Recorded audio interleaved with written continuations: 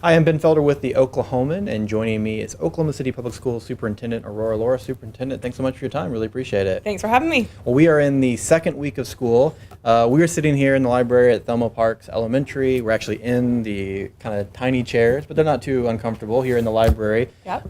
But school is underway. This is your second year now as superintendent, so you have your first year under your belt. You were in the district for a couple years before that in an administrative position, but now 1 year under your belt as the top chief. I want to first ask you, how is this year different going into the second year than maybe where you were a year ago at this point? It feels so much easier being in the second year. I will say we just had a really smooth opening of school. Definitely some small bumps to work out, but overall people are positive and happy. Many of the issues that we had last year have been corrected and fixed, and I think we're off to a great school year. What are some of those highlights and some of those corrective issues? I mean, things that you tried to address last year that you feel like are heading in the right direction? You know, last year we really heard a lot about issues with air conditioners not working, school buses, those kind of things, and I think we are so grateful to the taxpayers and voters who passed our bond, who helped us be able to get $180 million to devote towards upgrading our buildings, getting brand new school buses. So things are going a lot smoother, and we've got new air conditioners that are coming for school soon, but number of new buses on the road. So I think that definitely helped a lot of things. We're also in our second year of our new student information system, and so I think enrollment went a lot smoother this year on campuses as well. Yeah, and I mean, there's always, whenever there's a change in superintendent, there's, other changes that are made to other administrative positions. I mean, but you've kept a lot of people too, but able to plug in maybe a few more people. I mean, you feel like you've got kind of the team in place for the vision that you have for the district moving forward now? I really do. We've got a stable leadership team, and I think the great thing is we really have spent a lot of time to listen to people and hear their concerns from the past experiences in the district, and try to funnel the limited resources that we have to making people's experiences better. So this year, people also saw that we got new instructional materials for our elementary schools, which were much appreciated.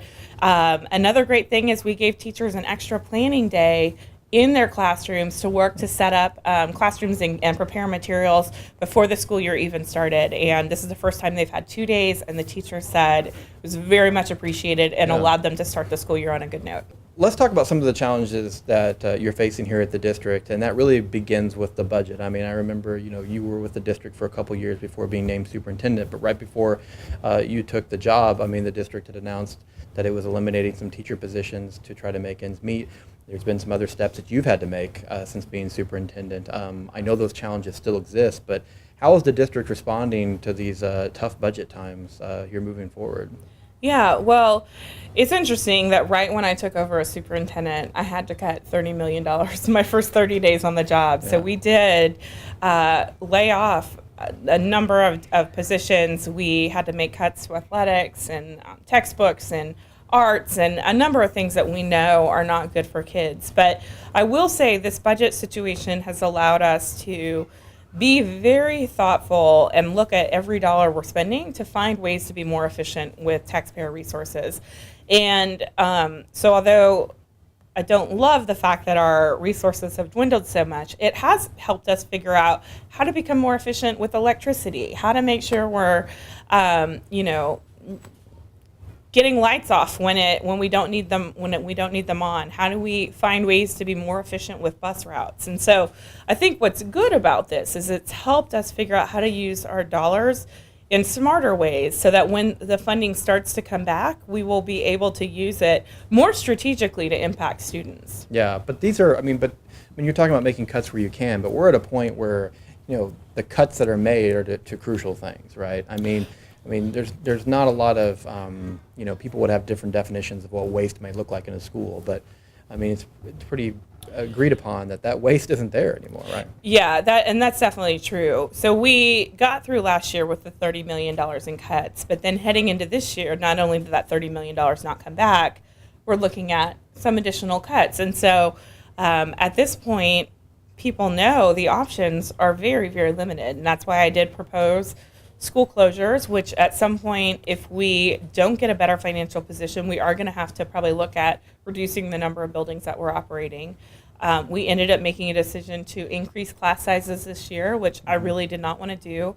Having been a teacher, it is really challenging if your class is getting bigger and bigger and bigger every year to be able to give kids enough of the individual support they need. So I don't think that's a good long-term solution either.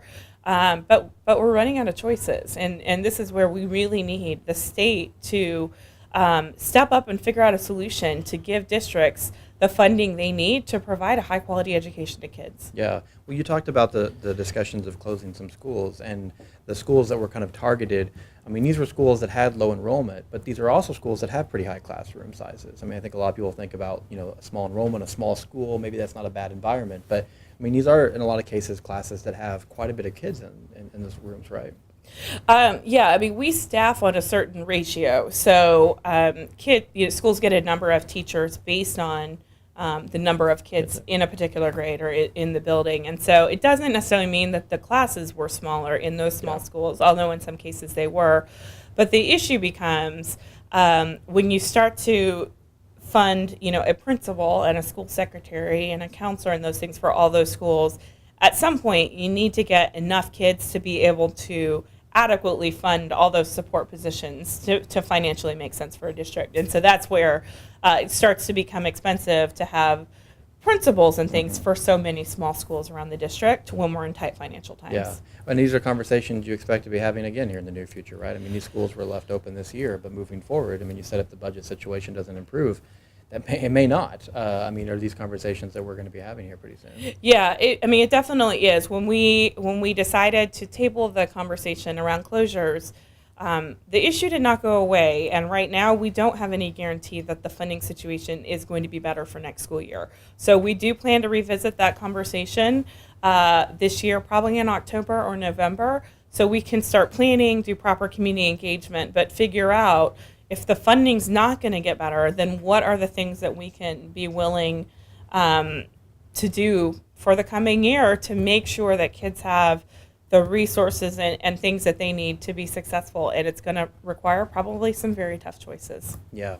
Well, it's obviously, being a superintendent of any district is a challenge. And there's some unique challenges that go with Oklahoma City. This is the largest district in the state. There are very few that have some of the same demographics, opportunities, and challenges that you have. I'm curious, though, as we kind of wrap up, last year, as you think back on your first year as superintendent, what were some of the biggest lessons that you learned, whether it's, yourself as a superintendent, but also about the district and in a way that's, helping you move forward?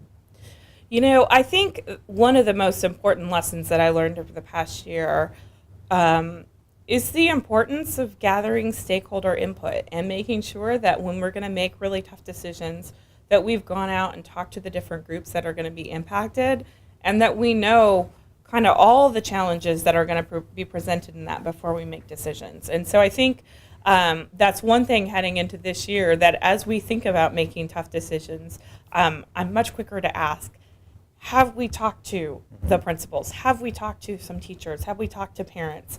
Before we make a decision, I need you to come back and talk to those groups and come back and let me know if we still think this is the right decision.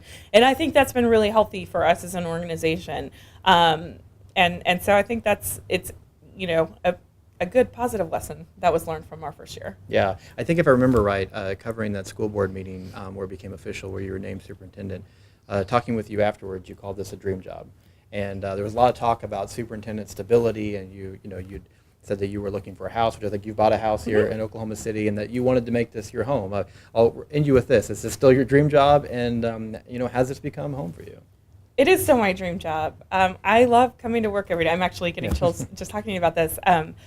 I love this city, and I love the kids, and we have built a really, really solid team. And what's been really great is to see how hard people work and how they're stepping up and really trying to help us get through a challenging situation. And I could not be happier with the place that I've landed here. I do want to be here for a long time. I'm still wearing my Oklahoma necklace every day.